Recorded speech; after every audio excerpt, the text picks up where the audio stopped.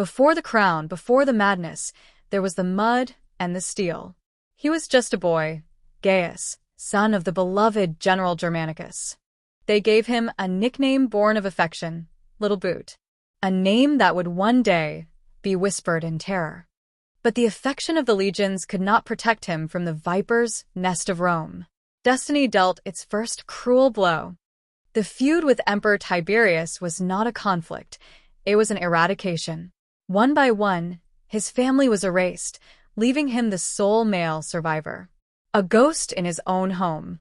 He was summoned to the serpent's den itself.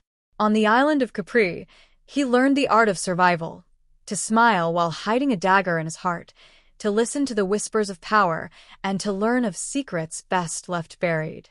It is here, in a forgotten library, that he first reads of it, a legend, a myth, a path to true godhood. Tiberius is dead.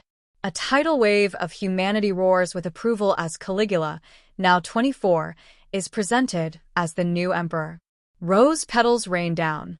He raises his hands, a benevolent smile on his face, the golden sun glinting off his armor. The lone survivor had become the master of the world. The people loved him.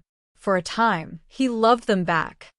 Caligula's hand, distributing coins to the poor, pardoning exiles, abolishing unfair taxes. His expression is one of genuine care. He was generous, fair, the dawn of a new golden age. Imagine you are a citizen of Rome in that first year. You see this brilliant, charming young emperor, the son of the great Germanicus, undoing the tyranny of the past. Would you not have adored him? Would you have seen the storm brewing behind those eyes?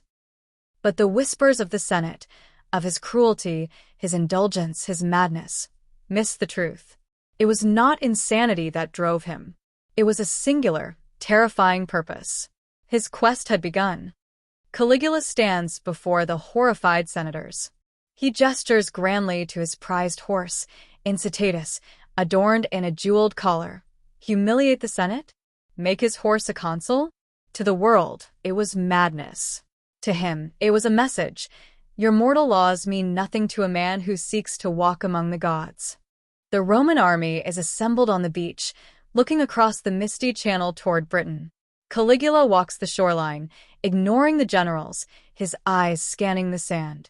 He kneels, picking up not weapons but specific pattern. The invasion of Britain was a sham, a diversion. He wasn't seeking territory. He was seeking the first marker on a celestial map, a key described in the forbidden texts from Capri. The spoils of the ocean were not a joke, but a ritual component, seashells. A monstrous storm. Waves crash over the deck. Lightning illuminates Caligula, standing at the prow, drenched and defiant, shaking his fist at the heavens. Was this the raving of a madman challenging Neptune? Or the fury of a demigod, angered that a lesser deity would dare impede his ascension? You decide. His next step was not just hubris. It was a calculated act of magical warfare, an attempt to place his own divine effigy at a nexus of power, to drain its energy for the final part of his ritual. A tight circle of conspirators, officers of the Praetorian Guard, and powerful senators. Their faces are grim in the lamplight. They speak in hushed, urgent tones. He's not just a tyrant. He is meddling with the divine order. He will bring ruin upon us all. He must be stopped. They saw a monster destroying Rome. They failed to see a man trying to remake himself into a god, and they would stop him, not to save the Republic, but to save reality itself. Caligula, alone, holding a torch.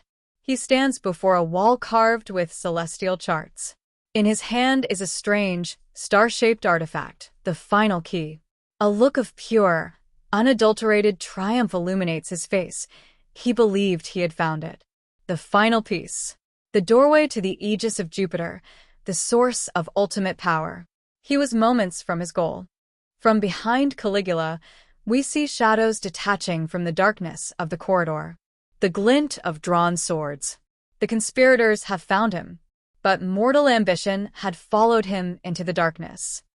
Caligula spins around, his face a mask of shock and rage. He draws his own sword, but he is outnumbered. The corridor erupts in a flurry of movement. A sharp, brutal shing of swords clashing. A grunt of effort. A sickening, wet thud as the first blade finds its mark. A sharp, pained intake of breath from Caligula. Then a sudden, shocking silence. On Caligula's face as he falls to his knees. The life drains from his eyes. His hand opens, and the star-shaped artifact clatters to the stone floor. His final breath is not a curse, but a whisper. Germanicus. In the end, the boy who would be a god died as a son, calling for the father he had lost so long ago. The conspirators stand over his body, breathing heavily. One of them nudges the strange artifact with his boot, dismissing it as another of the mad emperor's trinkets. They see only the body of a tyrant. They believed they had saved Rome from a madman. But what if they were wrong? What if they had just murdered the only man who knew a terrible, wonderful secret about the nature of the universe? Caligula's loyal German guard are cutting down senators in revenge. In the chaos, the Praetorians find a terrified Claudius hiding behind a curtain and spontaneously declare him emperor.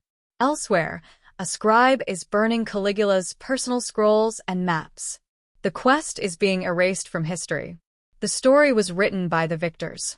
The tale of the divine quest was buried, replaced by the simple, convenient narrative of a mad emperor. The Julius Caesar's line was extinguished, and the secret died with it. The official story is one of a monster, but the whispers remain. Was Caligula merely the little boot who grew too big for the world? Or was he a fallen adventurer, a tragic hero who reached for the stars and was struck down by the very men he sought to leave behind? The truth remains buried, waiting in the dark.